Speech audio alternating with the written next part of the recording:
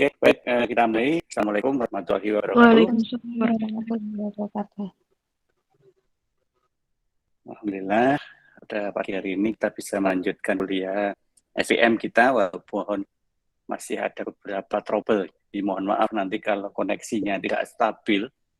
Ini memang sedang ada trouble untuk jaringan internetnya. Oke, semoga aja nanti sampai akhir dari perkuliahan kita tidak terlalu mengganggu. Materi yang kita bahas pada pagi hari ini masih melanjutkan materi yang kemarin, ya. Jadi materinya masih sama tentang strategi.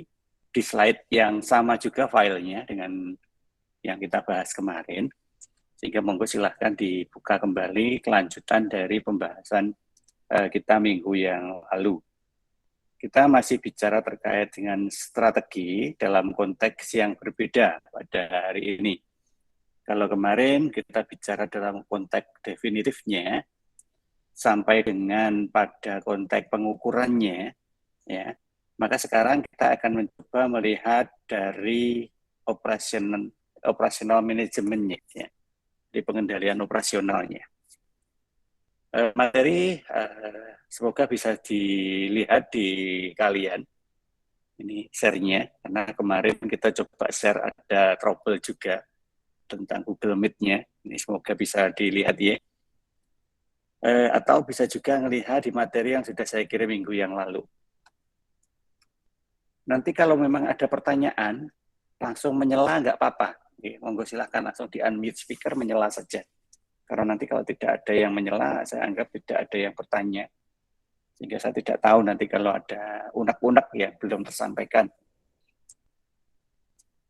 Oke, kita flashback sekilas di akhir materi kita minggu yang lalu terkait dengan balance scorecard. Oke, semoga kebaca ini di slide-nya di komputer kalian tentang balance scorecard.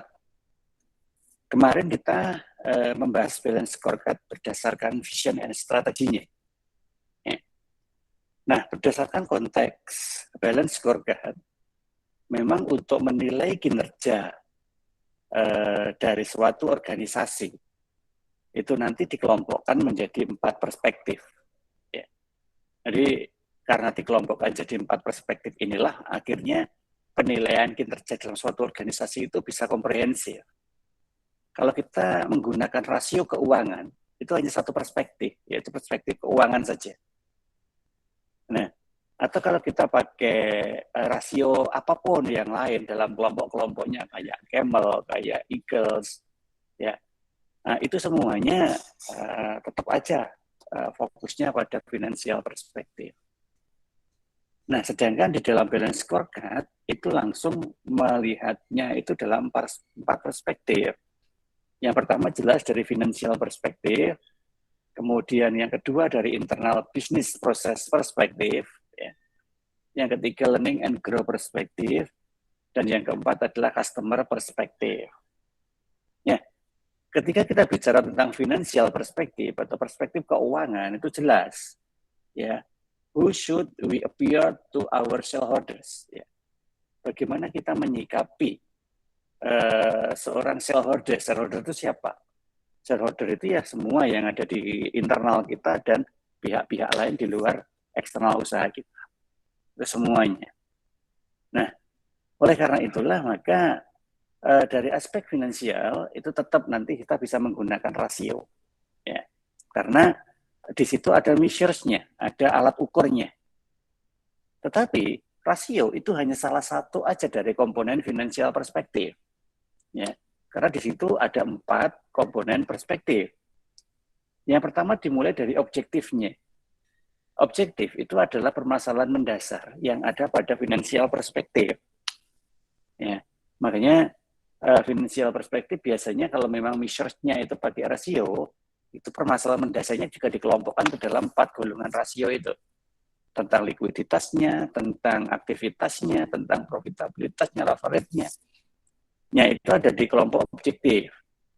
Ya, sehingga nanti likuiditas, misalkan measures-nya adalah analisis rasio likuiditas. Mungkin ada 3 rasio kemarin itu. Nah, ini measure atau alat ukurnya. Nah, di situ juga harus ditentukan targetnya seberapa. Minimal target itu adalah sesuai dengan standar yang dibutuhkan untuk mengatakan dalam kriteria baik. Ya, minimal itu ya. Tapi kalau bisa ya di posisi paling tinggi, yaitu sangat baik.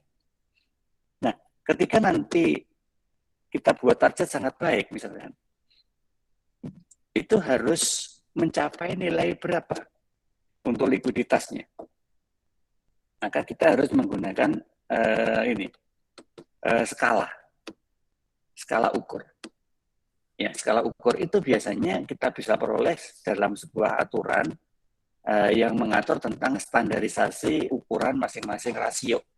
Ya, boleh menggunakan aturan Permenkeu misalnya, ya, peraturan Menteri Keuangan.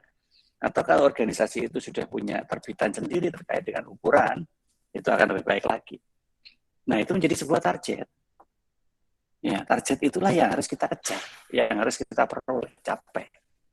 Nah, sehingga ukuran itu nanti dalam financial perspektif itu jelas. Karena realitasnya itu di berbagai measures itu tadi, ya, measurement-nya.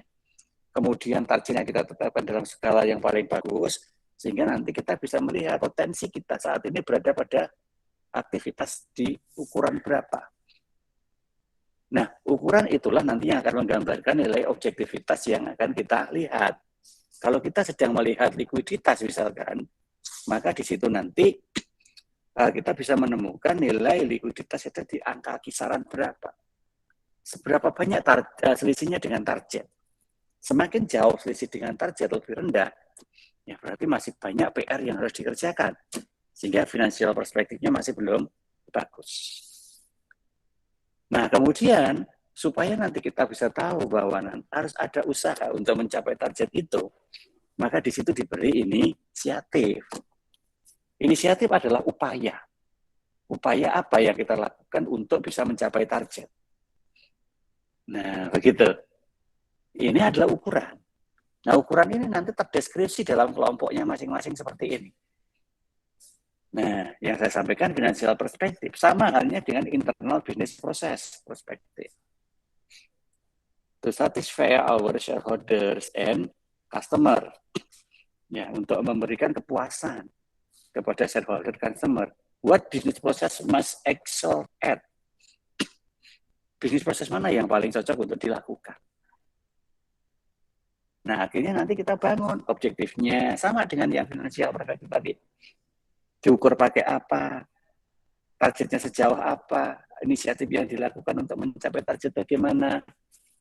Nah, jadi seperti itu. Nanti ada beberapa ketentuan yang dipakai untuk mengukur objektifnya atau menentukan objektifnya. Nah, lebih jauhnya memang bisa dipelajari di dalam buku-buku Balanced Scorecard ya. Monggo silakan. Apalagi kalau kalian mau memakai ini sebagai tema skripsi. Wah, kalian dapatnya banyak. Sekali lagi, Balanced Scorecard masih jarang diteliti. Ataupun nanti kalau kalian berhasil meneliti dan itu menjadi sebuah pola baru, kalian bisa ngurus itu untuk hak paten, pola baru itu. Hak paten itu bisa kalian jual. Kalian jual pada sebuah organisasi-organisasi yang belum bisa mengukur dirinya sendiri. Nah, kalian bisa menerbitkan pola pengukuran balance scorecard yang terpatenkan dengan pola kalian, sehingga minimal kalian dapat royalti atau bisa bekerja untuk mendampingi sejauh mana mereka mencapai itu.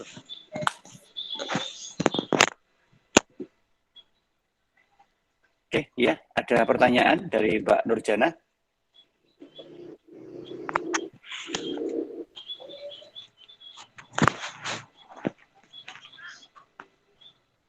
Mbak Nurjana, ada pertanyaan?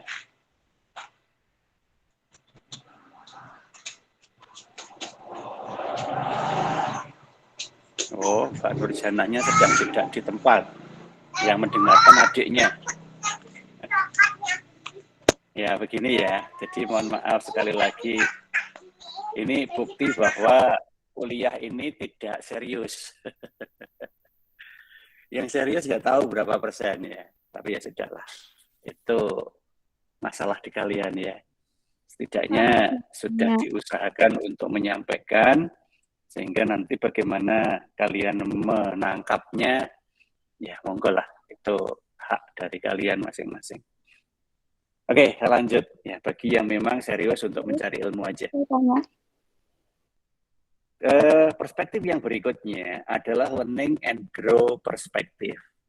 Learning and grow. Jadi kita bicara ukuran pembelajaran dan pertumbuhannya. Semua organisasi pada prinsipnya ingin berkembang, loh. Nggak ada organisasi itu yang berjalan mundur. Ya, itu salah kalau berjalan mundur.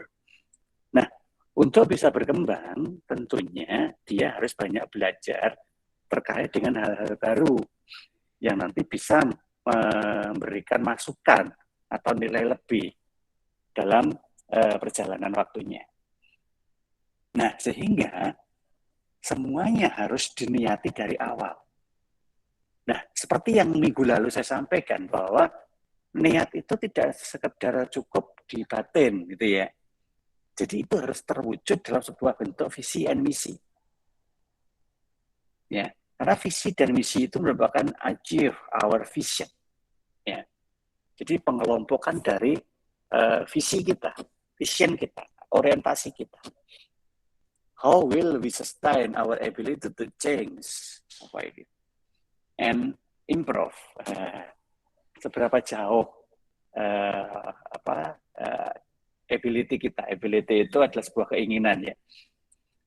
Cocok untuk kita gunakan dalam sebuah change and improve. Perubahan dan penyesuaian. Change and improve atas apa? Ya atas kondisi yang berjalan. Sehingga paling tidak kita selalu mengamati, nggak pernah diam, nggak pernah berhenti untuk mengamati apa yang terjadi dalam lingkungan sekitar kita.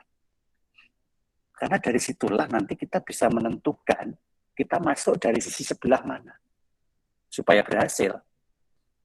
Atau kita bisa bersama-sama dengan semua yang ada di sekitar kita itu dengan kondisi seperti apa. Nah, ini adalah sebuah proses learning kalau menurut saya. Ya, learning, kita harus terus belajar. Kayak seandainya kita itu masuk ke dalam sebuah organisasi baru, lingkungan baru. Maka kita akan mempelajari dulu lingkungan yang baru itu seperti apa. Karakternya seperti apa, arah tujuannya seperti apa, ritme budaya kerjanya seperti apa, komunikasinya bagaimana. Nah, itu kita pelajari semua. Ya, nah itulah yang kita sebut dengan nama learning. Maka di dalam learning itu kita harus menentukan beberapa objek-objek khusus yang menjadi prioritas untuk kita pelajari. Nah, tentunya prioritas itu ada relevansinya dengan grow yang harus kita jalani. Ya, karena kita kan ingin berkembang. Kita punya vision untuk bisa maju. Ya, biasanya kan visi itu ya begitu. Jadi dalam waktu sekian lama kita harus bisa apa begitu. Itu visi. Nah, untuk mencapai visi itu butuhlah strategi. Nah, dari tadi kita sudah membahas kilas terkait strategi itu kemarin di pertemuan minggu yang lalu. Jadi kita lanjut. Nah, sekarang kita bicara tentang pengukurannya dulu. Pengukuran itu nggak menunggu sampai strategi itu sudah dijalankan atau belum selesai dijalankan. Tetapi dalam periode-periode tertentu yang kita sepakati, nanti tetap harus kita lakukan pengukuran. Salah satunya pengukuran yang bisa kita pakai adalah model balance scorecard. Urutannya seperti ini tadi ya. Nah, kita sedang membahas terkait dengan learning and grow. Makanya learning itu apa objektivitasnya, maka kita harus tulis di situ. Nah, kemudian masing-masing itu harus bisa terukur. Nggak boleh kita naruh objektivitas yang tidak bisa terukur. Kita akan belajar menjadi lebih baik. Nah, itu suatu hal yang sifatnya masih abstrak. Karena lebih baik itu mengukurnya piye. Ya, baik itu apa definisinya? Nah, memang secara umum ke arahnya ke sana. Tetapi kita harus mampu membreakdown baik itu adalah sebuah indikator-indikator yang bisa terukur. Ya. Jadi jangan sampai kalian naruh di objektifnya ini adalah indikator yang terlalu luas, terlalu umum, kayak baik gitu tadi. Menjadi baik itu yang bagaimana? Nah, harus ada ukuran yang jelas. Makanya objektifnya harus terukur. Misalkan apa? Mampu membuat laporan keuangan yang konsisten dari tahun ke tahun. Nah, ukurannya apa? Ukurannya adalah rutinitas dan ketepat waktuan dalam pelaporan keuangan. Targetnya apa? H plus misalkan 1 bulan. Ya, laporan keuangan sudah harus jadi. Misalkan ini nanti berakhir 31 Desember 2021, paling tidak plus 1 bulan Januari itu untuk memfinalisasi, sehingga Februari 2022 laporan keuangan 2021 harus fix. Nah, misalkan begitu, target.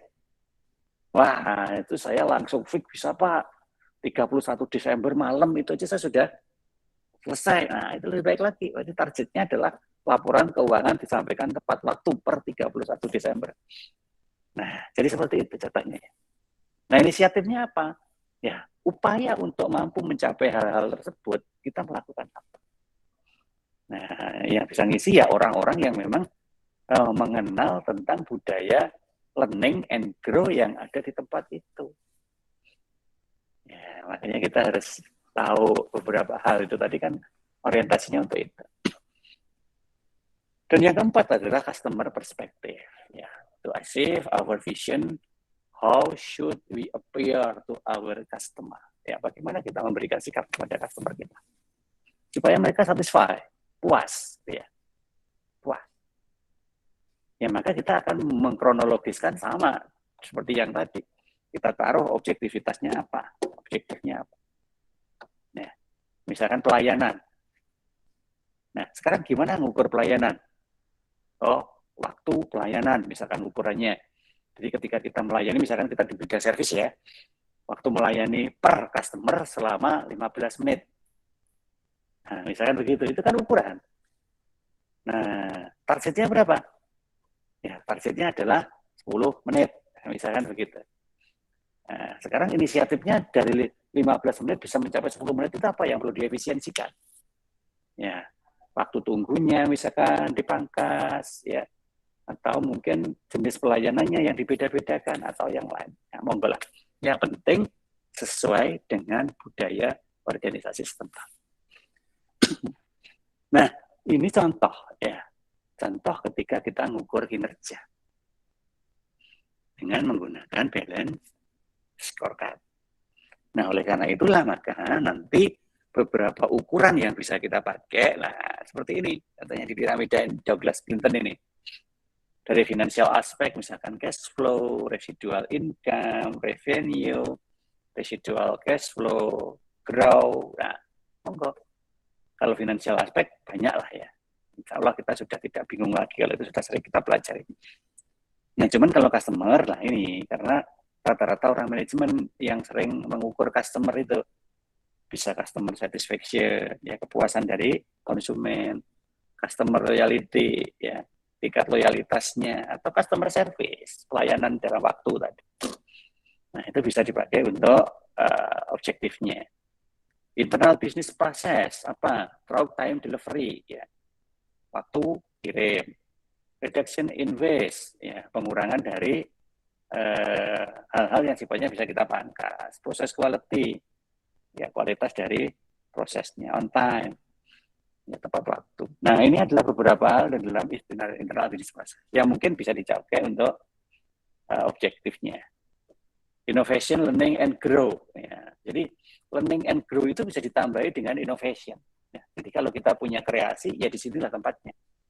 Ya, dalam learning and grow itu. Misalkan kita number of new product, kita buat batch dalam produk supaya nanti ketika kita punya produk baru itu ada seriesnya. Ya. Nah, edisi kesekian, sehingga kelihatan mana yang lama, mana yang baru. Time to market, ya, waktu untuk bisa memasukkan produk itu sampai bisa diekspor oleh pasar. Ya, biasanya produk baru itu kan masih melewati beberapa proses ya, butuh waktu berapa lama untuk bisa sampai ke pasar. Nah, ini kita buat secepat mungkin. Return on innovation, jadi bagaimana inovasi itu bisa memberikan nilai tambah pada usaha kita. Time to spend talking to customer, kapan waktu yang tepat kita untuk berkomunikasi dengan customer. Apakah hanya cukup kita berikan nomor telepon bebas pulsa atau bagaimana? Ya, kalau hanya itu aja, kalau nggak ada masalah nggak akan telepon. Tetapi ketika kita mungkin memberikan sebuah pelayanan dalam waktu-waktu tertentu, misalkan kita ajak catering, misalkan ya, oke, kita catering customer, nah di mana nanti apa pelayanan yang kita berikan pada saat catering. Nah, itulah spend tracking itu pasti. Dan tentunya jelas employee skill itu wajib gitu ya. Sehebat apapun ide kita, kalau orang-orang yang menanganinya itu tidak mampu, ya nggak akan jalan.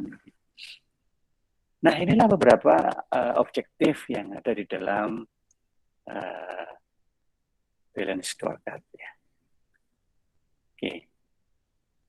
Nah, oleh karena itulah nanti kalau balance scorecard itu digunakan sebagai kerangka strategis dalam sebuah action, dalam sebuah tindakan, nah maka kita akan menghubungkan balance scorecard itu dengan strategi. Sehingga kita di pembahasan berikutnya kita bicara terkait dengan operational management, yaitu operational strategi. Ya. Oke, kita masuk ke sini aja. Kita mulai dari sini. Ya. Bahwa yang namanya bisnis itu paling tidak harus didukung oleh 3 kelompok ini. Ya, 3 kelompok ini. Dan ini tidak boleh ada yang hilang. Ini wajib. Karena ini adalah sebuah core bisnisnya. Yang pertama adalah strukturalnya. Strukturalnya itu adalah sarana-prasarana ya. Building, equipment, teknologi, komputer system. Nah, itu sarana-prasarana. Karena apalagi eranya sekarang saat ini, apabila kita tidak mempunyai sarana-prasarana yang connect dengan IT, hanya sarana-prasarana fisik, kayaknya nggak terlalu bagus deh. Karena dunia kita sekarang itu sudah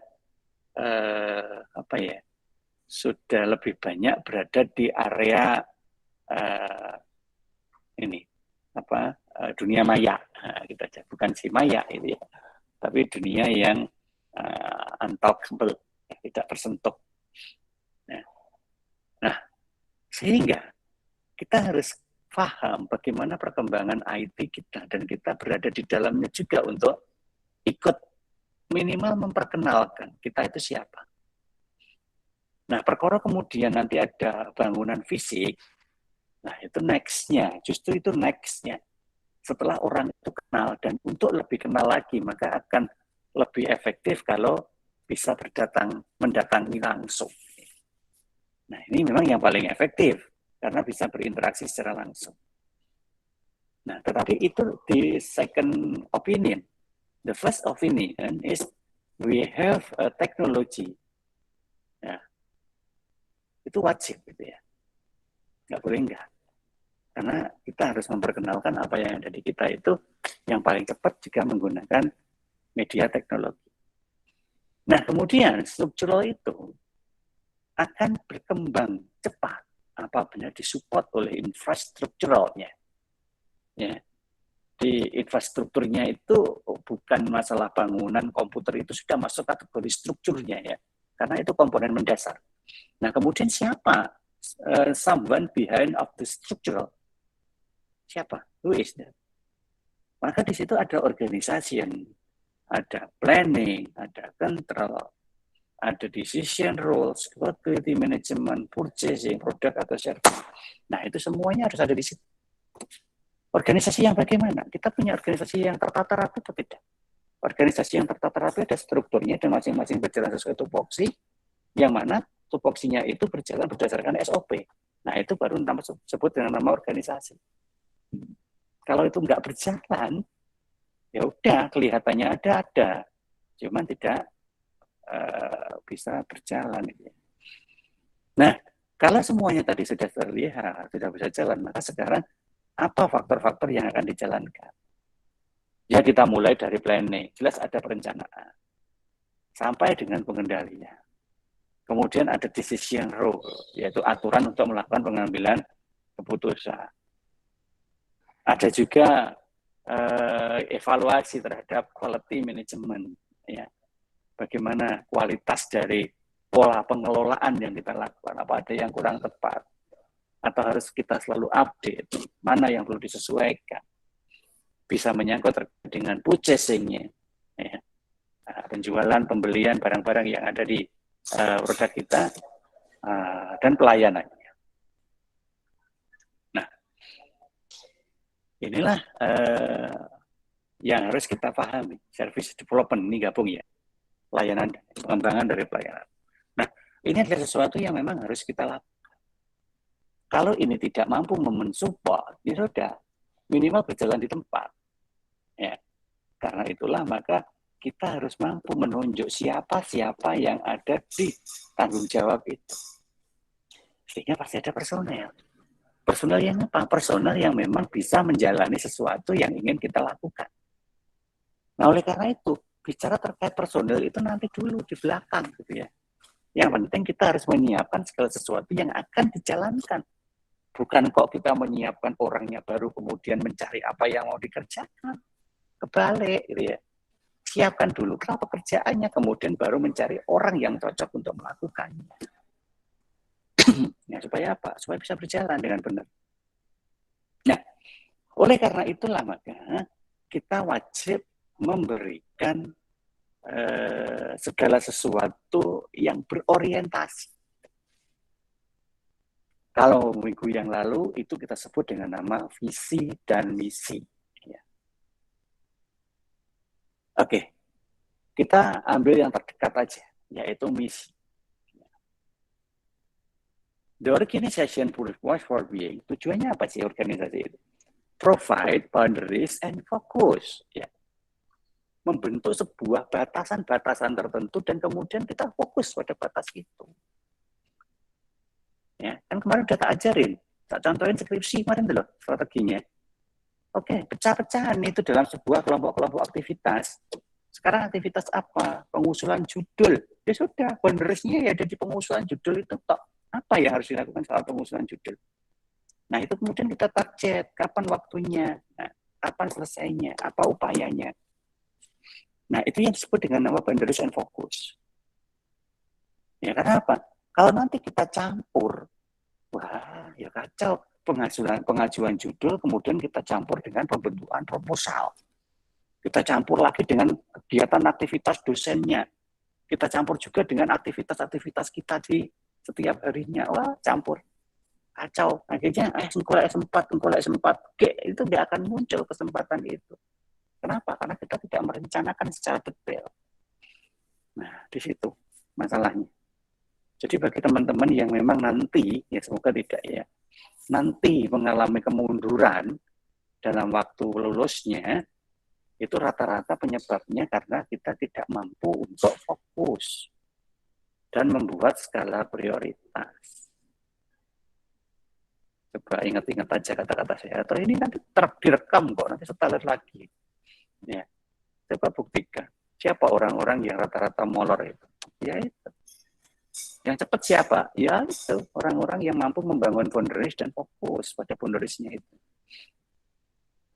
Ini ada beberapa contoh dari perusahaan-perusahaan besar ya. Ada Mac, ada Hard Rock Cafe. Ya, ini contoh aja ya. Sedang cerita ya. Kita bicara merek. Merek tahu ya. Ya, merek itu banyak di farmasi gitu ya. The mission of Mac is to provide society with superior product and service, innovation and solution that improve the quality of life and satisfy customer need. Nah, dari situ udah kelihatan, orientasinya jelas. Ya. Provide society with superior product and service. Jadi membangun sebuah komunitas, ya, society, dengan memberikan produk dan pelayanan yang superior. Ya. Superior artinya mampu untuk memberikan kelebihan dari apa yang sudah ada di pasar. Jadi tentunya melihat dulu pasarnya itu seperti apa. Sampai di mana sih mereka rata-rata pesaing itu mampu melakukan. Maka kita melakukan satu step di atasnya. Kalau dia mengikuti kita untuk menambah satu step, kita naik lagi 2 step. Nah, maka tugasnya adalah kita bangun step-stepnya itu sebagai sebuah strategi. Nah, jadi seperti itu. Innovation and solution that improve the quality of life and satisfy customer need. Innovation and solution itu menjadi sebuah kunci aktivitas. Inovasi dan solusi. Jadi kita melakukan apa yang belum mereka lakukan. Ya, kalau dia, pepatah kan mengatakan begini, kalau dia baru bangun, maka kita sudah berjalan. Kalau dia ikut berjalan, maka kita berlari. Kalau dia ikut berlari, maka kita cari alat untuk lebih cepat dari sekedar berlari. Nah, jadi seperti itu. Alatnya apa? Beda. Naik motor, mobil, pesawat, nah, dan seterusnya. Maka kita harus improve. Sampai kita tidak terkejar oleh orang yang berusaha menyamai. Ya, itulah yang disebut dengan nama innovation and solution. Ya. Nah, kalau sudah seperti itu, siapapun yang nanti menjadi customer, maka di situ akan muncul satisfy and loyalty. Ya. Contohlah air minum dalam kemasan yang kita kenal dengan nama Aqua itu ya. Nggak ada satupun dari kalian yang nggak kenal Aqua. Ya kan? Nah, kenapa kok orang itu ketika mau minum air minum dalam kemasan AMDK itu sebutannya mesti Aqua? Bu, beli Aqua. Mau dikasih airmu, mau dikasih Ades, mau dikasih Cheer, mau dikasih apapun itu mereknya sekarang udah banyak banget itu. Yang ngomongnya ya apa? Karena mindset dari seorang yang menyebut itu tadi sudah menganggap bahwa semua air minum dalam kemasan itu adalah Aqua. Sehingga Aqua tidak lagi menjadi merek. Aqua sudah menjadi nama produk. Nah ya. Sanyo. Sama. Dok, sanyonya dinyalakan ya. Kok ben airnya penuh. Padahal di situ si Mizu merek. Kan kok sanyo?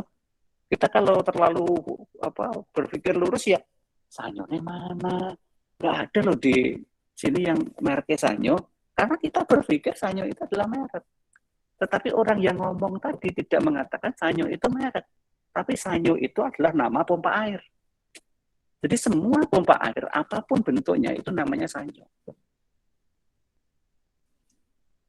Nah, seperti itu. Ya, kenapa kok sampai seperti itu? Ya karena di sini ada yang namanya loyalty. Mereka sudah mampu membangun loyalty sampai mendarah daging seperti itu, terloncat dalam omongan, dan omongan itu akan membekas kepikiran orang lain, dan orang lain akan melakukan hal yang sama. Karena itu menjadi budaya. Nah, sampai segitunya. Makanya itu tidak akan pernah habis gitu dimakan zaman. Nah, tetapi untuk mengarah ke sana si merek itu melakukan apa? To provide employee with meaningful work and advancement opportunity and interiors investor and with a superior rate of return. Jadi provide employee with meaningful work. Jadi membuat atau membangun seorang atau beberapa kelompok employee tenaga kerja itu dengan bisa meaningful of work, memberikan pemahaman atas pekerjaan, menguasai gitu loh. Orang-orang itu sudah spesifik. Kalau tugasnya itu meracik obat, ya hanya meracik obat, nggak bakal kursi akuntansi. Dan sebaliknya. Nah, seperti itu. Itu namanya adalah meaningful work. And advancement opportunity. Ya. Diajari untuk selalu melihat peluang. Supaya apa? Supaya nanti dia juga bisa memberikan sebuah ide, peluang apa nanti yang bisa kita ambil. Sehingga kita terus berada one step ahead of the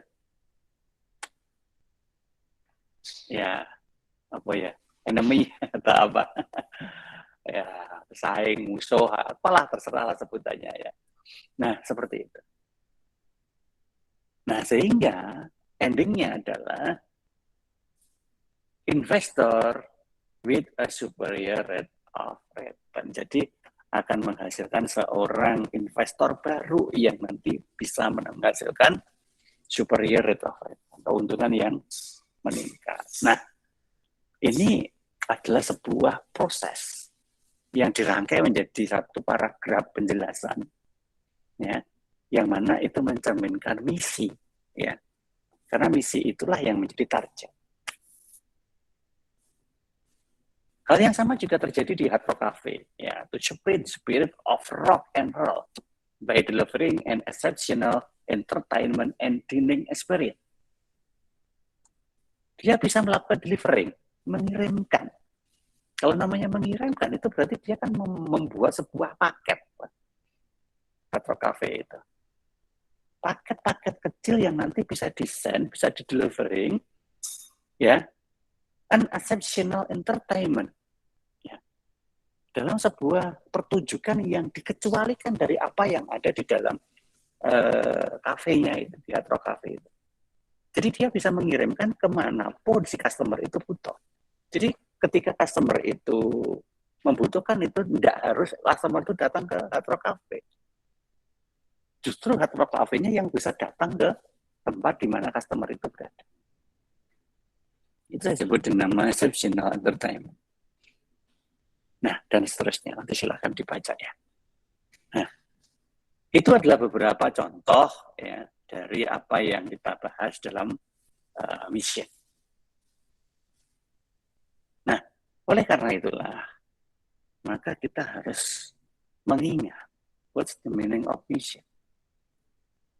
Karena apa yang saya contohkan itu kan hanya turunan saja ya.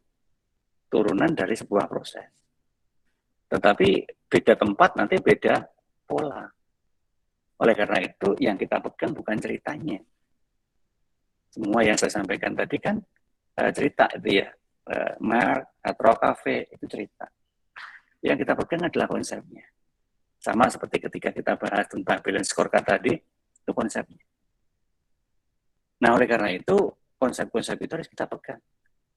What's the meaning of vision? What's the meaning of business strategy? What's the meaning of functional strategy? Core competencies. Nah, ini kalian bisa ambil ini sebagai pengingat ya. Mission is the organization purpose for being, provide, benefit, and focus. Tadi sudah berulang kali saya sebut. Yaitu menjadi sebuah tujuan organisasi yang bisa memberikan batasan dan fokus terhadap pelaksanaannya. Nah, kalau tidak punya misi, maka nggak akan punya yang namanya batasan dan arah pelaksanaan yang jelas. Misinya nggak jelas kok. Mau ngapain? Ayo, kembali aja ke dirinya sendiri. Kuliah mau untuk apa sih? Saya coba tanya pada dirinya masing-masing. Kuliah ini sebenarnya untuk apa? Kalian sudah sampai semester 7. Mau untuk apa? Dan itu bukan jawaban normatif loh yang harus keluar ya. Ya, untuk berguna bagi nusa dan bangsa, agama dan orang tua Allah, opo, bel gue. Nah, yang coba difokuskan pada sebuah orientasi yang terukur dan akhirnya nanti bisa tercapai. Sebab sebuah orientasi yang tidak terukur dan terlalu luas itu akan mengarahkan kita pada sebuah kebingungan karena nggak ada ukurannya, akhirnya kita nggak ngerti mau apa. Nah, kalau selama ini memang kita belum punya, coba sadarin aja, gak punya Pak, ini cuma ikut-ikutan aja. Ya biasanya kalau sudah lulus SMA ya kuliah gitu aja. Masuk akuntansi ya kita enak dengan akuntansi ora oke mikir-mikir tulisan ongko. Tiba-tiba ketemu Pak Arif malah ruwet. Harap lulus angel.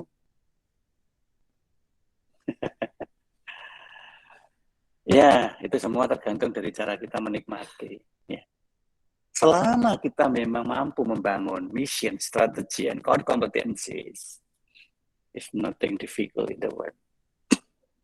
Ya, tidak ada. Sulit itu kan ketika kita tidak bisa atau belum mampu untuk mencari jalan. Kenapa kok belum mampu mencari jalan? Ya karena kita tidak membangun jalan. Karena jalan itu ada di mission dan strategi. Nah, misalnya bagaimana kalau begitu? Ini buatlah sebuah batasan. Batasan itu bisa jadi dengan mengelompokkan aktivitas tadi loh. Sehingga kita bisa fokus, kita selesaikan aktivitas ini dulu, baru kemudian lanjutin ke aktivitas ini. Mana aktivitas yang bisa diselesaikan bareng, mana yang harus bertahap.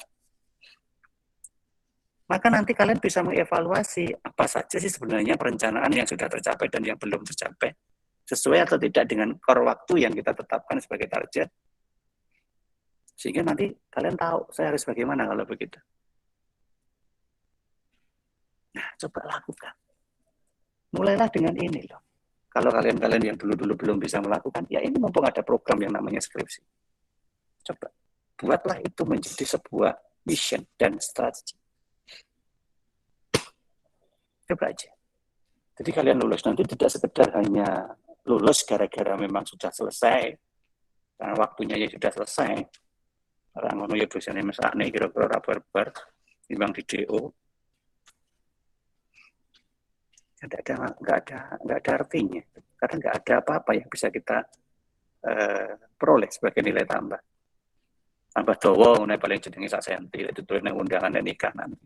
SE. Cuman itu toh. Tapi apa isinya? Nah, coba sadari karena kalian sudah berkorban uang dan waktu loh, serta tenaga dan pikiran. Oke lah, cocok korban perasaan barang. Nah, ini harus ada benefit. Maka benefit itu harus menjadi sebuah orientasi. Nah, kalau orientasinya belum ada, buatlah, belum terlambat. Bangun misinya. Ya. Nah, kalau misimu sudah jelas, maka bangunlah bisnis strateginya. Loh, bisnis itu kan nanti Pak saya mencari,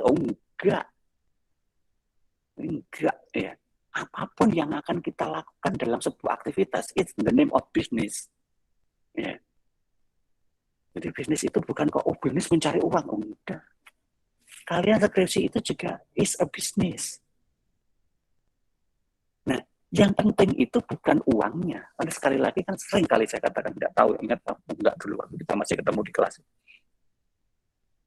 Hasil akhir yang akan kita capai itu sebenarnya bukan uangnya, atau kalau kuliah bukan nilainya. Tetapi hasil akhir yang akan kita capai itu adalah apa nilai tambah dari kemampuan kita dibanding sebelum kita melakukan itu. Skripsi itu malah iso nyapo. Gitu. Melakukan skripsi itu malah iso nyapo. Nah itu pertanyaan. Tanyakan ke diri kalian sendiri. Aku malah iso apa ini? Apa tambah apa aku? Tambah bingung apa tambah mumet. Nah, itu. Nah, kalau memang nanti sudah bisa menentukan dengan benar, maka bisnis strateginya disusun. Cara nyusun strategi sudah saya ajarin minggu lalu kan. Pengertiannya, action plan for business to achieve the mission. Jadi sebuah tindakan dalam sebuah aktivitas itu untuk mencapai sebuah misi. Ya kalau misinya nggak ada, apa yang mau dicapai? Jadi jangan bangun strategi dulu, misi mau apa gitu. Misinya nggak ada, strategi mau dibangun untuk apa? Yang mau kau capai nggak jelas kok. Makanya jangan salah dulu, bangun misinya dulu. Paling pertama itu, baru dibangun strategi. Nah, strategi itu kan masih luas loh. Maka kita breakdown, ya kita turunkan strategi. Turunan yang paling dekat itu adalah functional strategy, yaitu translate the business strategy into specific action. Kita terjemahkan ke dalam sebuah tindakan yang lebih khusus. Kita mau ngapain sih? Mau ngapain? Nah, di sini itu sudah menjadi sebuah aktivitas. Tindakan itu tindakan yang memang bisa kita lakukan. Saya mau bertemu dosen saya karena saya tidak mudeng sama tulisannya. Itu tindakan. Saya kira bicara nih, WA dosen nih, Pak, kapan bisa ketemu, janjian di mana? Bapak dibawain apa? Gak ada yang tanya saya seperti itu. Kalau tanya seperti itu, yang jelas bawa diri dengan baik. Saya paling jawab dengan begitu. Nah, itu adalah sebuah tindakan gitu ya. Tindakan. Jadi bisa dilakukan. Specific action. Tetapi masih dalam fungsi yang jelas. Itu tadi koridornya mau ketemu itu tadi. Bimbingan. Bimbingan opo skripsi. Masalah opo. Ya itu Pak. Pokoknya skripsi mana masalahnya nggak tahu. Pokoknya HP masalah ya Pak. Nggak bisa. Harus spesifik. Ini loh Pak, cara membuat latar belakang Pak. Saya kok bingung ya. Saya beberapa kali nulis muter-muter gitu aja, mau dibaca kok nggak enak. SPOK nggak jelas, EYD-nya juga nggak kena, kalimat-kalimatnya itu ya pakai bahasanya itu nggak baku. Gimana ini Pak cara? Nah, itu bisa diselesaikan karena spesifik gitu ya. Nah, kemudian yang keempat, core kompetensi. Jadi fokus pada sebuah keahlian yang jelas. Kalau itu adalah sebuah organisasi, maka itu tadi loh, the right man on the right place kalau bahasa manajemennya. Carilah orang yang tepat untuk pekerjaan yang memang menjadi kompetensinya. Kalau orang itu lulusan akuntansi, ya taruh dia di pembukuan dengan segala urutan prosesnya. Jangan taruh dia itu di bagian pengelasan. Nah, kalau dia pinter bubut, ya ojo kok taruh nenggone kasir. Ya, bubut tiga kabeh iku sing kasir. Ya. Nah, begitu. Ya, maka letakkanlah sesuai core kompetensi. Nah, kalau kita sadar bahwa di situ memang ada core kompetensi, maka kalau kita flashback balik ke diri kita, maka kita juga harus punya sebuah rencana untuk memberikan kompetensi tertentu pada diri kita. Menspesifikkan pada keahlian tertentu. Harusnya karena kalian kuliah di akuntansi, maka kompetensi kalian ya di akuntansi. Pokoknya S1 bisa. Ya kan? Kompetensi kalian ya harusnya di situ. Jadi ketika diajak ngomong terkait dengan akuntansi itu enggak ceng-ceng-po. Ngerti ceng-ceng-po? Cengar, cengir, plonga, plongo. Enggak boleh gitu ya. Enggak boleh. Jadi ya harus ngerti. Lah kalau enggak ngerti gimana loh Pak, namanya orang kan kemampuannya terbatas. Ya carilah bahasa yang seolah-olah itu memberikan jeda waktu untuk kalian pelajari dulu. Toh saat ini belajar itu kan tidak sulit. HP kalian semua pasti ada paketan data, buka Google, kemudian klik di situ, baca sebentar kalian bisa cerita. Nah kalau teknis Pak, kalau teknis nanti dulu, karena yang penting itu kan mengarah dulu pembicaraannya. Nanti kan bisa aja ngomong, untuk masalah teknisnya nanti akan dianalisis lebih jauh. Ya kan? Berarti kan butuh waktu. Nah, waktu itulah nanti kalian pakai untuk belajar, silakan tanya siapa. Di sekitar kalian banyak orang-orang bisa membantu. Nah, sehingga nanti orang lain melihat kalian itu punya kompetensi. Satu proses terselesaikan gitu aja. Orang sudah menganggap kalian itu mampu membangun kompetensi. Nah, kalau nanti kalian gantian yang akan membangun organisasi itu, carilah orang-orang yang punya kompetensi sehingga ketika ditaruh pada tempatnya itu bisa mengerjakan sesuai dengan permasalahan.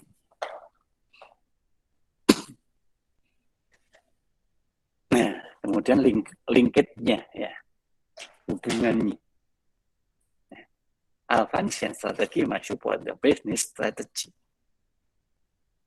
Itu wajib main. Ya. Semua strategi function harus mampu untuk mendukung strategi bisnis. Marketing strategi based on differentiation and customization. Operation strategi to build to stock. Misalkan begitu. Jadi marketing strategi itu berdasarkan dari sebuah prinsip diferensiasi dan customisasi. Apa marketing strategi? Ya strategi pemasaran. Kita mampu membangun sebuah strategi pemasaran yang baik kalau kita mempunyai produk yang bisa kita bedakan dengan produk sejenis di pasar. Sama-sama jualan kopi, ya, sama-sama buka warung. Sekarang apa bedanya warung kopimu sama warung kopi yang ada di sebelah? Lek podo ae, enek wong mampir. Nyapa mampir wong lek podo. Mampir kono kan itu nggale. Kita bangun diferensiasi. Oh, kopi boleh sama hitamnya, Pak. Tapi ada yang beda. Nah, munculkan diferensiasi atau perbedaannya tadi. Nah, perbedaan biasanya muncul dengan cara mengcustom. Ya.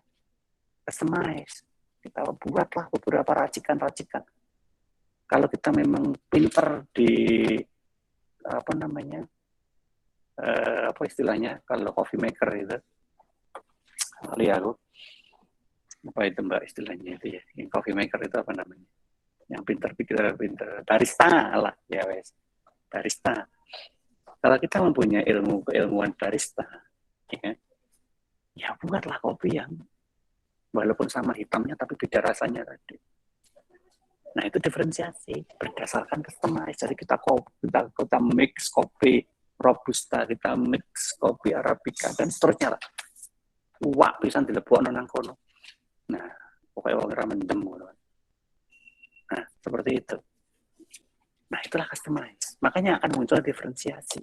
Nah diferensiasi as customize itu jadi sebuah strategi to build a stock. Ya, strategi untuk membuat atau membangun sebuah barang atau produk baru. Nah, itu ada berarti linkage kan. Jadi, strategi pemasaran dan strategi untuk membangun produk baru. Linkage. Financial strategy to minimize capital investment. Ya, strategi keuangan untuk memperkecil yang namanya capital investment. Investasi modal. Operational strategy to increase investment for quality improvement. Ya. Strategi operasional ya, bisa gunakan untuk mengarahkan investasi menjadi sebuah investasi yang terus improve, ya, improve secara kualitas, berkembang. Nah, ini jadi semua kalau kita simpulkan itu orientasinya kan nilai tambah. Nah, kata kuncinya di situ. Yang bernilai tambah ya kita terus lanjutkan, yang nggak bernilai tambah kita evaluasi. Kalau bisa dijadikan nilai tambah ya kita lanjut, kalau enggak ya kita buang. Bukan masalah tega nggak tega, kejam nggak kejam, bukan. Tetapi sekali lagi dunia itu berada di koridor waktu yang bisa meninggalkan kita maupun menabrak kita setiap saat manakala kita tidak siap untuk menghadapinya. Udah, ingat-ingatan itu. Mulailah dari diri kalian sendiri, ya. Selama kita memang mampu melakukan itu untuk diri kita sendiri dan berhasil, besar kemungkinan itu bisa dilakukan juga untuk orang lain. Oke. Nah, sekarang bagaimana strategi prosesnya? Nah, ini sudah digambarkan di situ ya. Sekali lagi, yang paling utama pasti dari misi. Mission statement. Kamu punya statement apa untuk menjadi misi? Nggak perlu tulisan nang tembok kamarmu itu ya. Apa? Aku wisuda pada tanggal, lihatan kalender akademik. Ya. Harusnya kalian itu jadi di Oktober 2022. Ya, lek urung enek ya lihat nek kemarin Oktober 2021 kemarin itu tanggal berapa itu wisudanya. Taruh di situ. Saya wisuda pada tanggal katakanlah 15 Oktober 2022. Tulis yang gede di kamarnya. Nah itu visi dan misi. Sekaligus saja nggak apa-apa.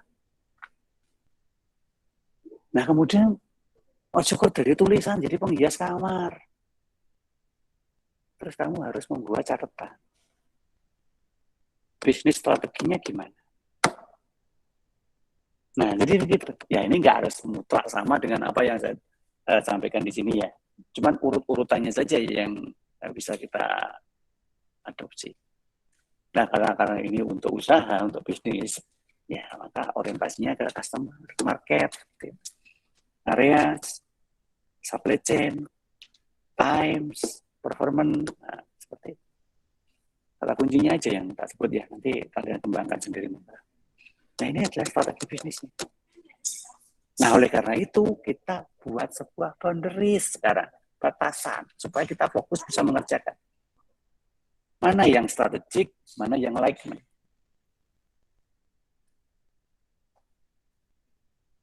Bentar ya.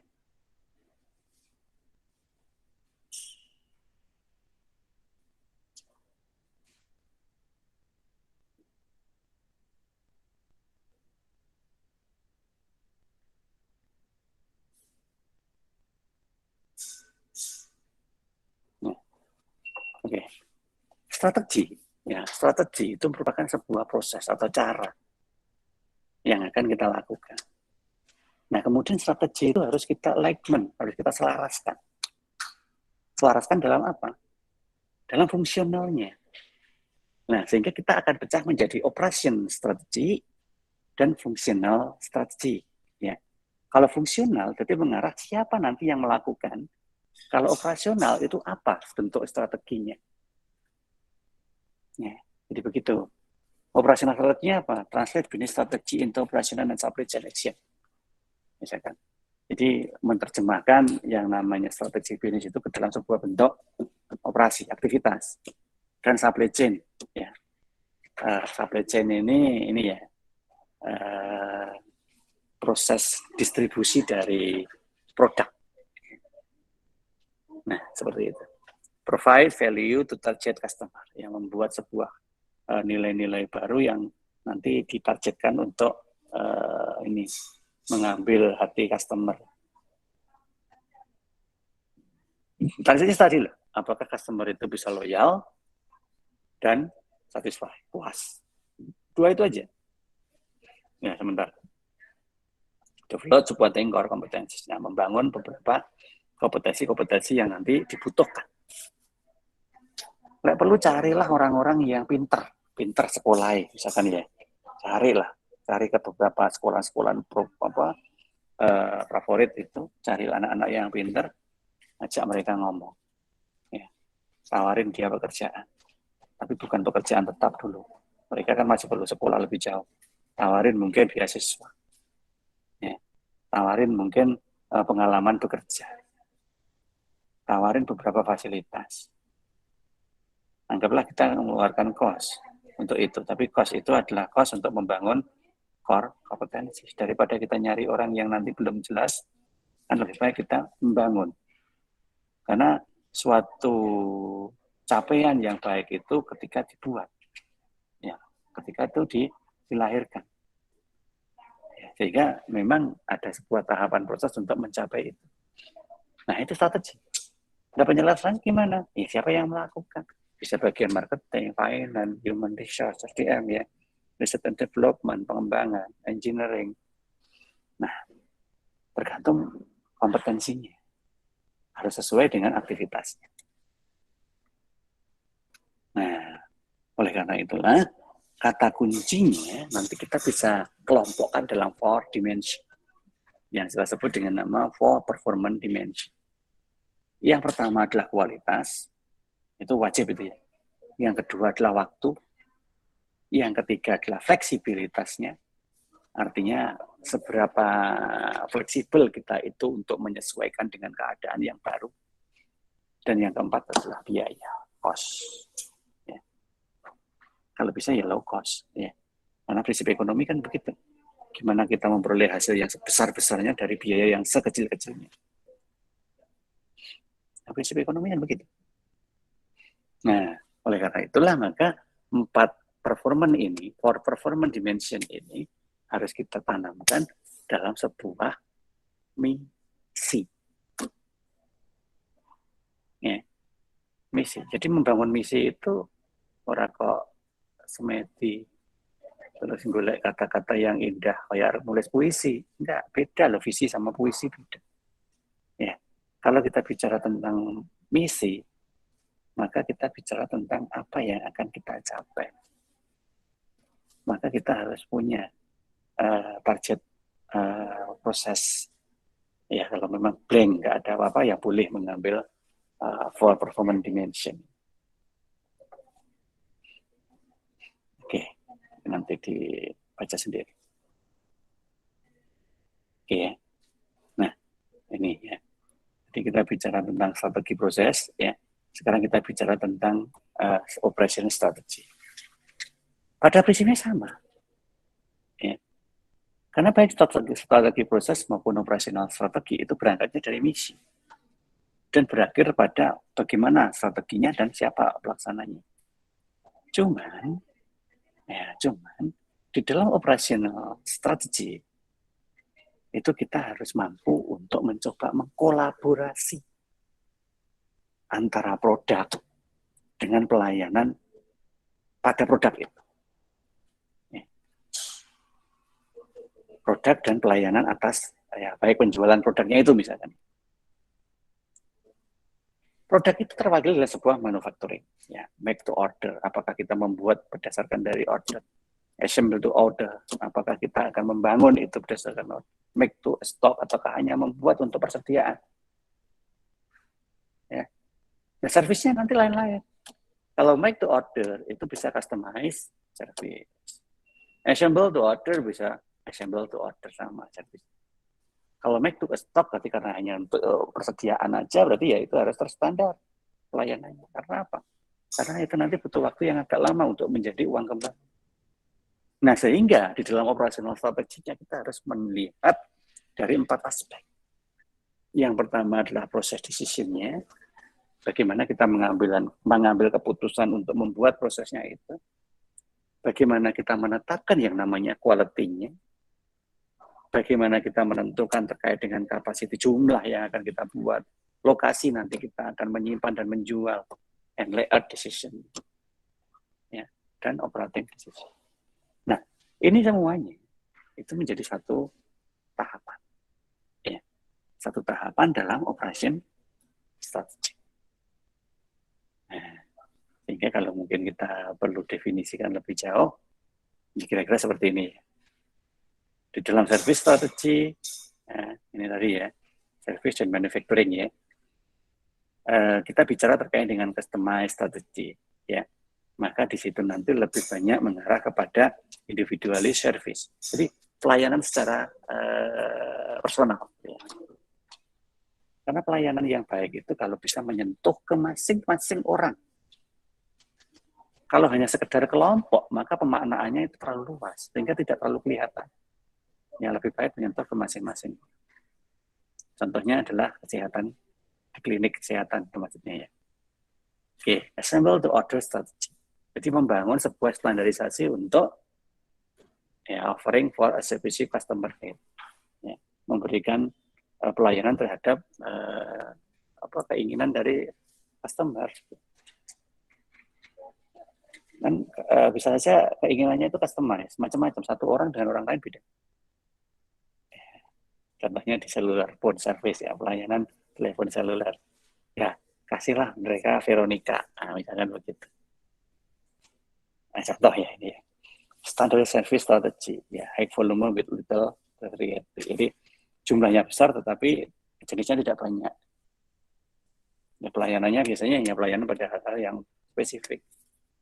Misalkan kantor pos. Gitu. Nah, kantor pos pun sekarang sudah making decision with a diferensiasi.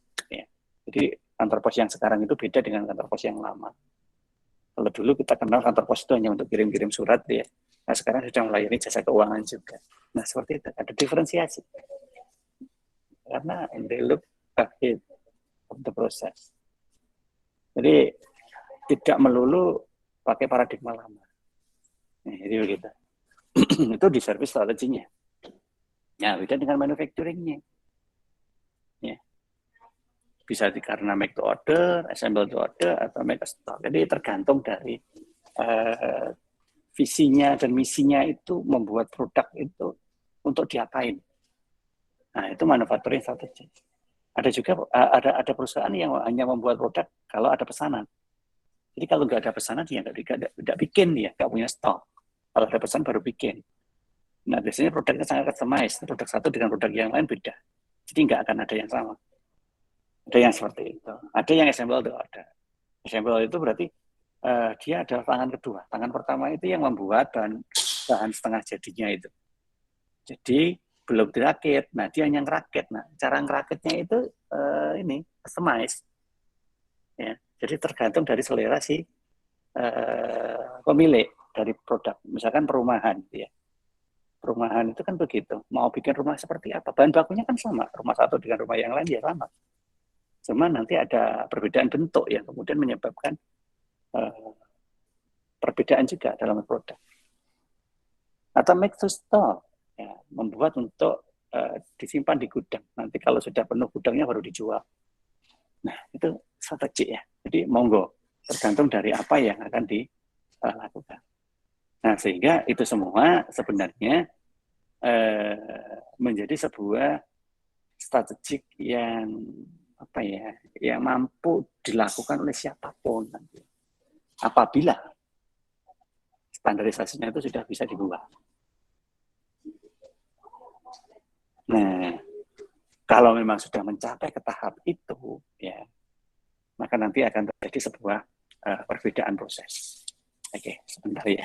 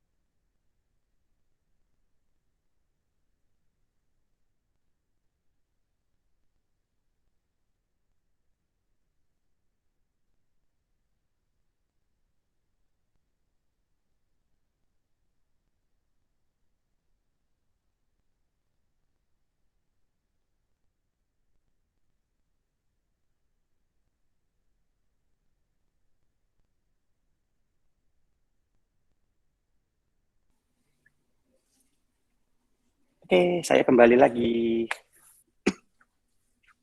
Tinggal sedikit kok ya. Kita lanjut materi kita. Ya, tinggal sedikit ya. Oke. Kita simpulkan aja langsung ya. Kita simpulkan aja langsung terkait dengan apa yang kita bahas ini tadi ya. Proses-proses itu tadi sebenarnya proses yang bisa ini recycle kalau menurut saya. Recycle itu ini bisa menyesuaikan balik. Jadi tidak harus linear, kemudian kalau nggak bisa berhenti ganti lagi, enggak. Contohnya ini, kita punya mission statement pada sebuah bisnis strategi yang kita tetapkan tadi. Kemudian strategi yang kita pilih seperti ini, pihak pelaksananya seperti ini. Ini itu sekali lagi bukan sesuatu yang final. Jadi bisa jadi nanti ada ketidaksesuaian antara bisnis strategi, operasional strategi, dan function strategi. Ada yang tidak sesuai. Nah, kalau tidak sesuai gimana? Cancel gitu aja. Udah. Ya harus disesuaikan, tidak sesuai kok. Sehingga kita menyesuaikannya gimana? Balik lagi ke bisnis strategi. Jadi jangan memaksakan bisnis strateginya itu untuk selalu dibuatkan operasional strategi dan fungsional strategi. Jangan memaksa. Ya, karena bisa jadi ketidakcocokannya itu dimulai dari sini. Mungkin bisnis strateginya terlalu tinggi. Belum saatnya kita menyentuh hal-hal seperti itu, tetapi karena kita pengen mencapai mimpinya itu lebih cepat, kita paksakan untuk mengarah ke sana. Berarti kan itu tidak nyampe. Berarti yang kita ubah bukan kemampuan kita, tetapi orientasinya. Nah, seperti itu. Makanya ini ada panah balik. Nah, sehingga jangan kecil hati, manakala misalkan memang apa yang kita inginkan itu tidak terwujud. Yang pertama memang belum saatnya. Nah, supaya saatnya itu semakin dekat, gimana caranya? Ya kita evaluasi ulang. Apakah strategi kita ada yang salah? Ya, jadi caranya begitu. Oke. Jadi jangan kecil hati, apalagi mencari siapa yang perlu kita korbankan, nggak perlu itu ya. Oke, kita langsung ke summary saja ya. Nah, dari beberapa hal yang sudah kita bahas mulai minggu yang lalu sampai dengan minggu ini terkait dengan strategi. Ya, next week kita juga masih sedikit-sedikit ada kaitannya dengan strategi, tapi udah ada beda. Kita harus menyadari bahwa strategi is how we accomplish our mission. Strategi itu adalah sebuah cara bagaimana kita mewujudkan our mission. Jadi ingat itu. Jadi kalau kalian punya keinginan, tuangkan keinginan menjadi sebuah misi. Dan kemudian kalau sudah ada misi, maka bangunlah strategi. Maka strategi itu nanti akan berjalan untuk mewujudkan misi. Kalau misinya terwujud, maka keinginannya akan terpenuhi. Nah, oleh karena itu, maka caranya kita harus pecah-pecah tadi. Salah satunya ke fungsional strategi. Nah, ketika kita mengarah ke fungsional strategi, must be aligned, harus sinkron, harus sesuai to support the business strategy. Jadi jangan sampai beda, gitu ya. Fungsi yang tadi di kotak biru tadi ya, ini ya dia, fungsi. Nah, maka itu benar-benar harus sesuai bahwa apa yang akan kita lakukan dan siapa itu yang bisa membantu untuk kita untuk melakukan. Nah ini support the business strategy. Our measure ya OM itu ya, jadi ukuran kita terhadap goal-nya, keberhasilannya. A to be faster. Harusnya lebih cepat. Semakin cepat semakin baik gitu lah. Better and or cheaper. Ya. Better. Berbeda dengan atau mungkin bisa juga dengan adanya sebuah tantangan yang mungkin muncul di kita. Ya. Nah, tantangan itu biasanya yang akan melemahkan. Ya, melemahkan dari upaya. Makanya kita tidak boleh menyerah. Karena tantangan itu hanya sekedar untuk menggoda. Kalau bahasa saya begitu. Menggoda. Menggoda komitmen kita, menggoda kesetiaan kita, menggoda kompetensi kita. Ya. Kalau tergoda ya sudah berantakan. Makanya harus kita keep. Jangan sampai tergoda. Nah, oleh karena itu maka tetapkanlah operasional strategi yang jelas. Where the product or service is in a life cycle. Di manakah produk dan pelayanan itu bisa life cycle, berputar-putar terus dengan daur hidupnya. Ya, jadi ya memang kadang naik, kadang turun, tapi nanti naik lagi, turun lagi, terus begitu. Tidak apa-apa. Tapi secara average, rata-rata diharapkan bertambah. Determine our make of faster, better, and cheaper to satisfy our customer. Ya. Jadi mungkin ada determinasi, ada jeda, ada berselisih ya. Antara prinsip-prinsip yang bisa menyebabkan kita fast, kita beda, kita lemah, dalam rangka untuk mewujudkan yang namanya satisfy, kepuasan atau keinginan dari customer. Ya nggak masalah. Yang penting kita mampu menjelaskan determinasinya ada di mana, perbedaannya ada di mana. Karena mungkin beda customer, beda cara. Ya, kita tidak bisa menggenerate semua customer itu dalam karakter yang sama, nggak bisa. Apalagi kalau produk kita atau service kita itu beda-beda. Maka ya pasti nanti ada yang cepat, ada yang beda, ada yang lambat. Itu hal yang wajar. Yang penting kita bisa menjelaskan mengapa itu terjadi di tempat itu. Nah, spesifik proses choice-nya, workflow, ada proses, inventory, capacity, atau seterusnya. Itu merupakan sebuah contoh. untuk mampu memberikan specified proses choice, pilihan dari sebuah proses yang lebih spesifik. Nah, ini adalah kunci. Karena orang itu hanya bisa melakukan sesuatu yang mampu dipahami. Nah, untuk bisa mampu memahami, maka harus spesifik aktivitinya. Kalau tidak spesifik nanti kan sulit. Kenapa? Nggak tahu dari mana memulainya dan apa ukuran keberhasilannya. Nah, nggak jelas kan? Nah, oleh karena itu maka harus kita definisikan lebih spesifik. Sehingga ada beberapa rangkaian pilihan. Ya. Specific process choice. Supaya nanti ada yang bisa memilih sesuatu yang memang mampu dia lakukan. Nah, kemudian ada orang lain yang memang bisa memilih yang tidak mampu dilakukan oleh yang bagian lainnya. Nah, dari situlah nanti kita bisa menentukan siapa yang paling kompeten. Nah, kira-kira seperti itu cara-cara yang memang bisa kita lakukan dalam sebuah strategi. Ya. Dan ini hanya sekedar menjadi wacana, hanya sekedar menjadi retorika, manakala tidak ada yang mau untuk mencoba. Saran saya sih coba aja. Mulailah dari diri sendiri. Aktiviti kalian yang saya sebut berulang-ulang tadi, coba kalian lakukan. Kalau belum bisa, wajar. Namanya juga mencoba, gitu ya.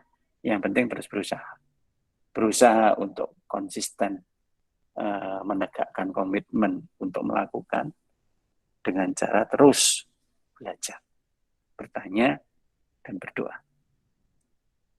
Saya yakin proses tidak akan mengkhianati hasil. Oke, mungkin begitu yang bisa kita bahas pada siang hari ini. Jika ada pertanyaan, monggo silahkan ditanyakan.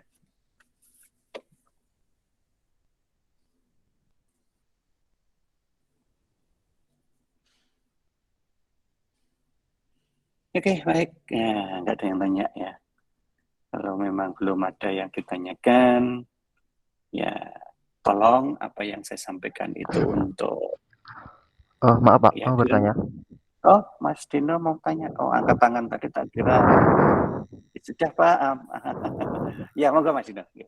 Ya, ini terkait balance scorecard Pak. Itu kelebihan dan kelemahannya meliputi apa saja? Terus dalam penerapannya dari sektor publik dan swasta itu konsepnya apakah berbeda? Oke. Yang namanya metode ya, ini kan metode ya. Itu pastilah nggak ada nothing specific and apa istilahnya. Ya perfect, nggak ada. Pasti ada yang namanya kelebihan dan kekurangan.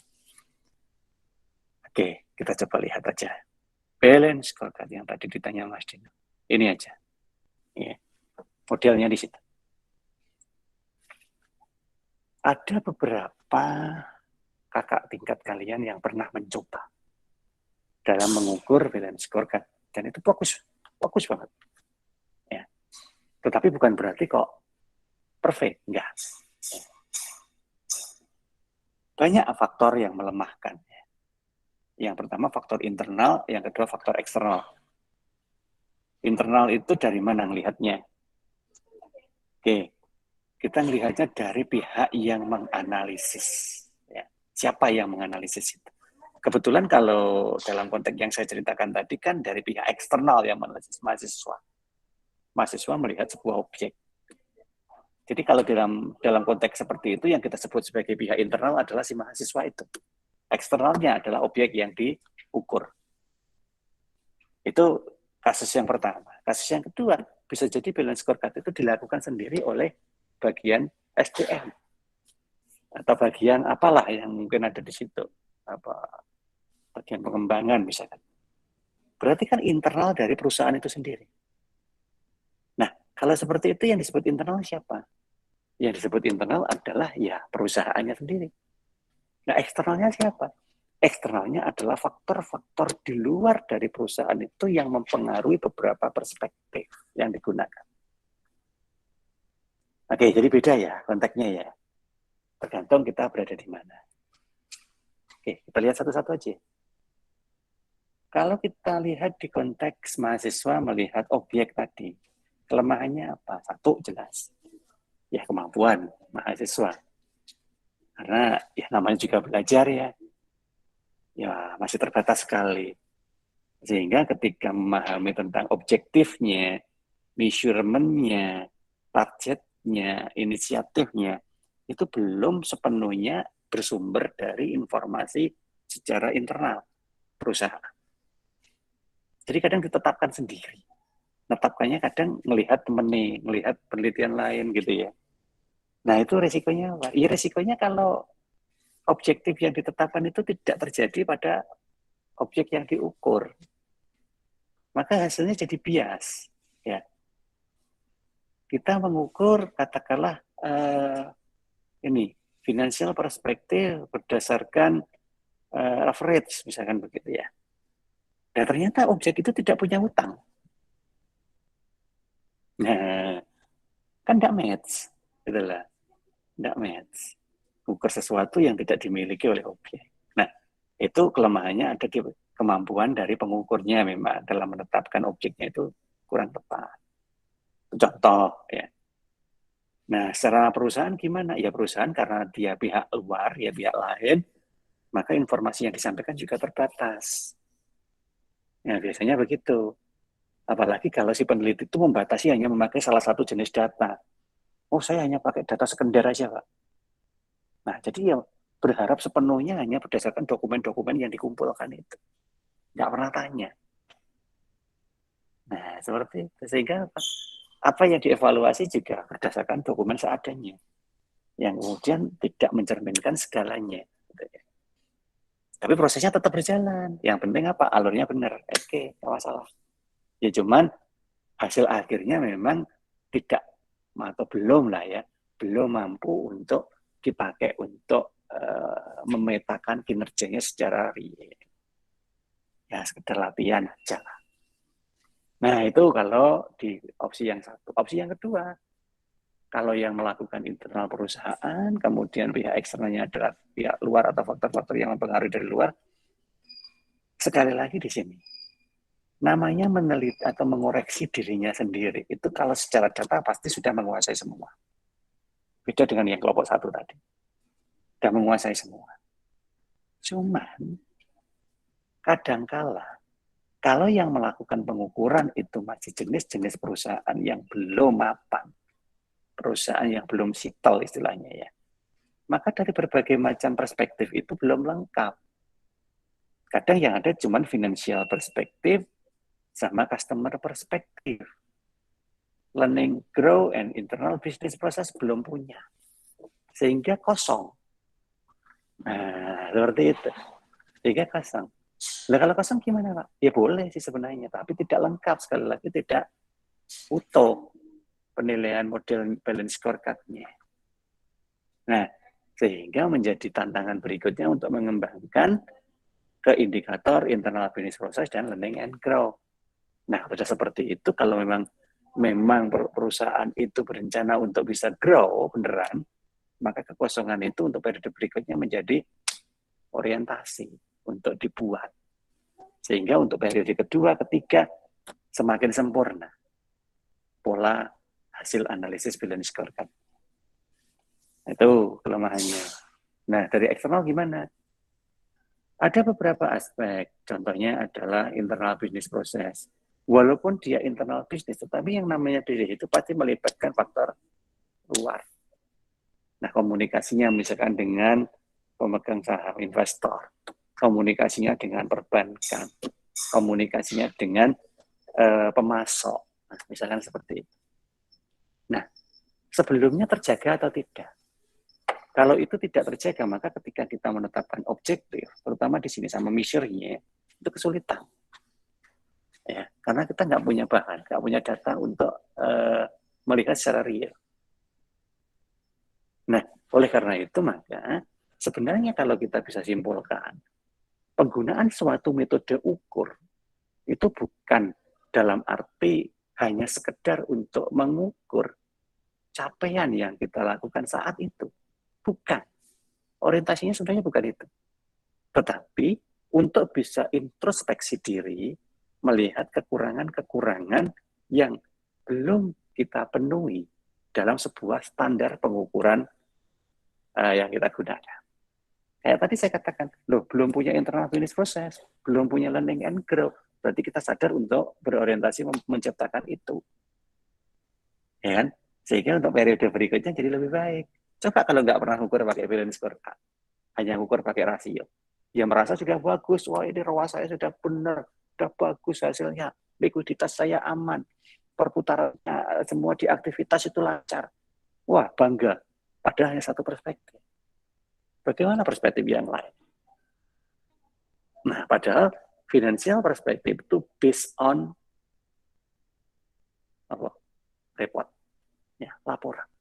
Ya, kalau laporan itu sudah berkualitas informasinya. Kalau laporannya itu belum berkualitas, kemudian ternyata financial perspektifnya itu bagus. Bagusnya itu karena ada kesalahan pada posisi pelaporan, nggak sesuai dengan realitas. Apa yang akan terjadi?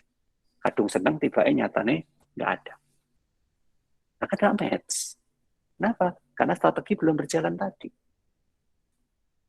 Nah, ini sekilas kalau kita bicara terkait dengan kelemahan. Ya. Kalau kelebihannya sih banyak, yaitu tadi. Nanti bisa berkembang untuk menghasilkan sebuah proses yang terstandarisasi berdasarkan metode pengukuran. Nah, kemudian itu bisa diterapkan di mana? Semua lembaga pada prinsipnya bisa digunakan. Mau swasta, kayak mau pemerintahan, mau BUMN, sama. Karena orientasi dari pengukuran itu bukan siapa pemiliknya, tetapi bagaimana organisasinya. Selama dia itu memang masih dalam sebuah koridor organisasi yang yang berjalan, ya, bukan organisasi mati loh ya, yang berjalan artinya ada proses yang dilakukan dalam organisasi itu, maka itu pasti bisa diukur pakai balance score. Cuman masalahnya itu tadi, lengkap atau tidak perspektifnya. Nah, itu yang belum tahu. Ya, makanya nanti kembali lagi ke tadi, motivasinya. Kalau memang itu bisa dipakai untuk memberikan motivasi terstandar, jika belum lengkap, itu lebih bagus. Karena periode berikutnya dia masih punya misi untuk melengkapi standarisasi pengukuran. Oke, jadi seperti itu, Mas Dino. Mbak Alfi, ya tadi juga kayaknya Mbak Alfi raise hand. Gimana Mbak Alfi? Mau tanya, bagaimana cara mengidentifikasi kalau fungsional strategi yang udah kita tetapkan itu sesuai dan tidak menyimpang dari bisnis strateginya, Pak? Oke, fungsional strategi ya. Mana tadi? Operasional strategi. Mana tadi Mbak fungsional strategi kok hilang?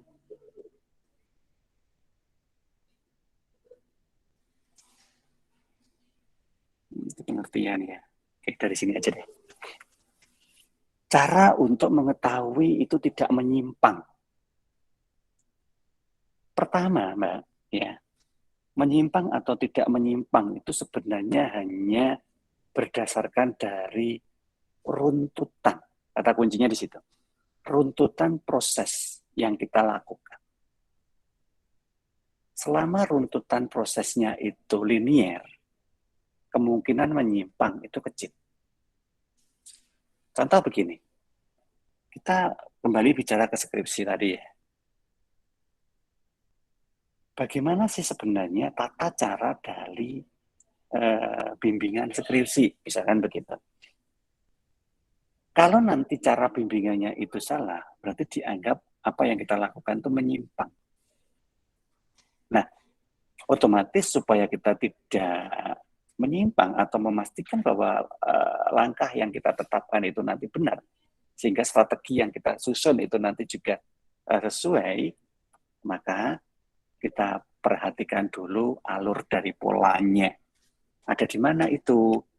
Mungkin ada di panduan, ya. Kalau mungkin ada di panduan, atau kalau nggak ada di panduan, bisa konfirmasi secara langsung ke pihak-pihak yang terkait dalam proses itu.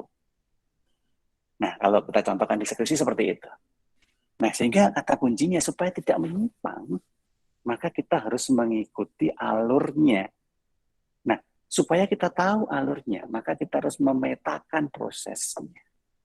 Maka itulah fungsi strategi proses ini. Nah ini, strategi proses ini merupakan peta jalan.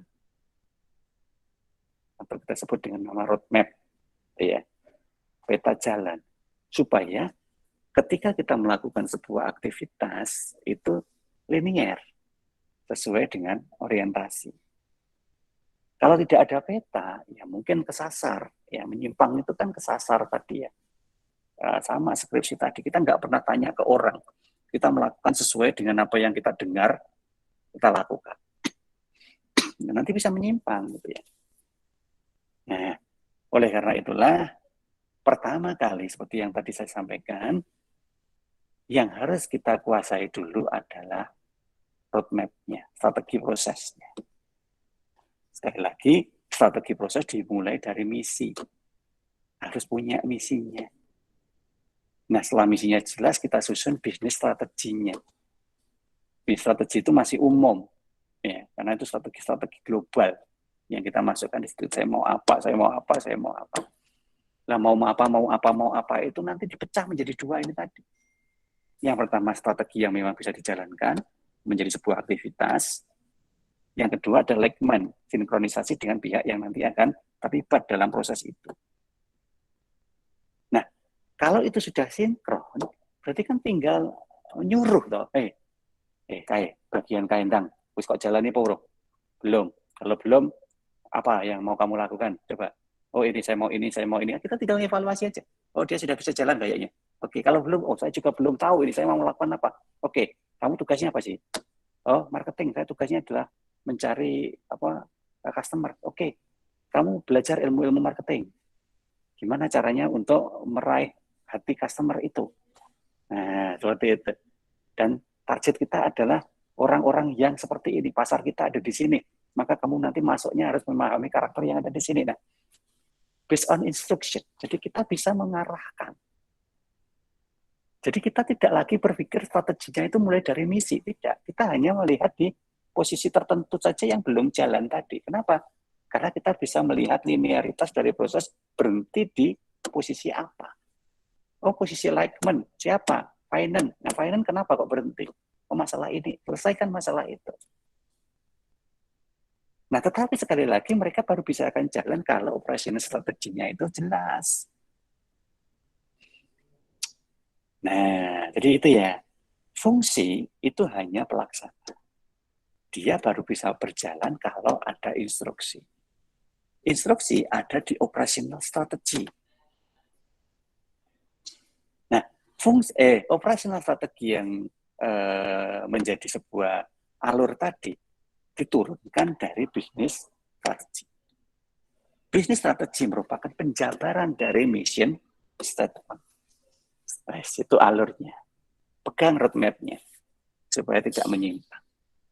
Nah, kalau roadmap itu sudah dijalankan secara linear dan ada yang salah, ya wajar lah ya, kesalahan itu kan selalu bisa terjadi kapanpun.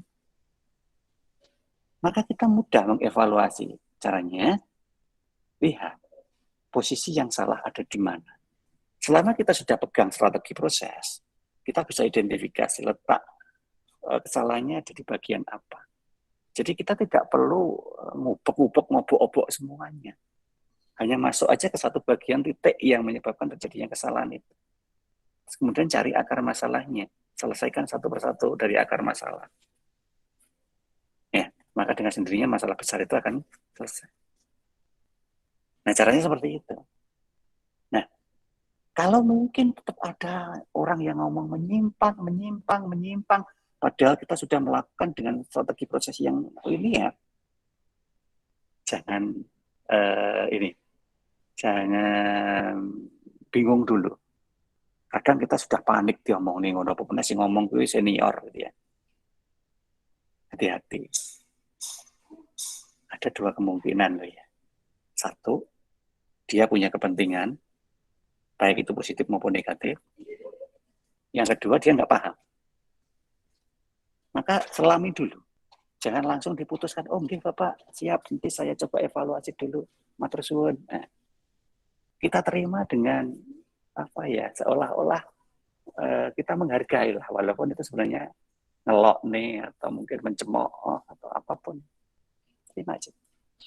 Kemudian kita coba teliti ulang. Kita tanya ke pihak-pihak terkait. Kita evaluasi semuanya. Yang penting pastikan alurnya itu sudah linear dulu. Selama alur itu sudah dipastikan linear, oh berarti permasalahannya hanya di titik ini. Nah permasalahan itu ada di apa? Oh dia itu saja terlibat kok nggak tahu. Oh terlibat. Lo terlibat kok nggak ngerti. Lo piye wong terlibatnya mulek kae ora mudeng wong iki. Oh bukti ini lo tak kongkon ngene, sing dilakoni ngene. Tak bener ning ngene gak terima malah nesu. Kutuk gak gelem mlebu. Nah, mlebu-mlebu nggak istilah teman kaya ngono mau. Oh, simbol kata nggak paham. Nah jadi begitu. Jadi bukan kita yang salah gitu loh. Walaupun dia senior belum tentu mereka lebih tahu. Nah sekarang kita coba dekati untuk memberikan pemahaman. Nah monggo caranya seperti apa. Nah itu kan tergantung budaya setempat. Selesaikan dengan adat yang berlaku gitu ya. Nah seperti itu Mbak Alfi. Jadi customize kita dalam melogikakan sebuah proses dan ya kemampuan kita untuk ini ya, apa improvisasi gitu ya terhadap keadaan itu penting sekali untuk hal seperti ini. Sekali lagi belajar kuncinya.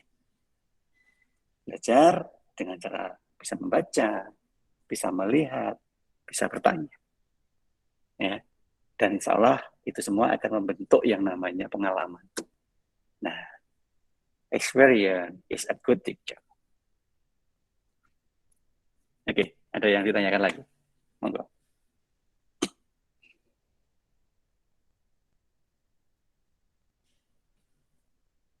Jangan lupa untuk absen, ya. Itu sudah hampir jam 10. Yang belum absen, silakan absen di Fimtik. Kalau nggak ada yang resen ya, oke, sepertinya nggak ada yang resen. Ya oke deh. Kalau masih ada yang memang belum difahami atau mungkin menemukan hal-hal baru, monggo boleh diskusi via WA, boleh ketemu sama saya kalau tertarik misalkan, atau sedang melakukan sesuatu, punya keinginan untuk menggunakan apa yang saya sampaikan tadi untuk satu kepentingan tertentu, monggo diskusi aja, saya open kok selama waktunya kita sepakati ya. Jangan datang tanpa menyepakati waktu daripada nggak ketemu. Oke, mungkin begitu yang bisa kita bahas pada siang hari ini.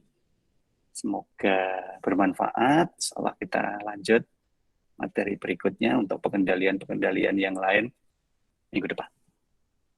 Oke, terima kasih untuk semuanya. Kita akhiri. Assalamualaikum warahmatullahi wabarakatuh. Waalaikumsalam warahmatullahi wabarakatuh. Waalaikumsalam warahmatullahi wabarakatuh. Waalaikumsalam.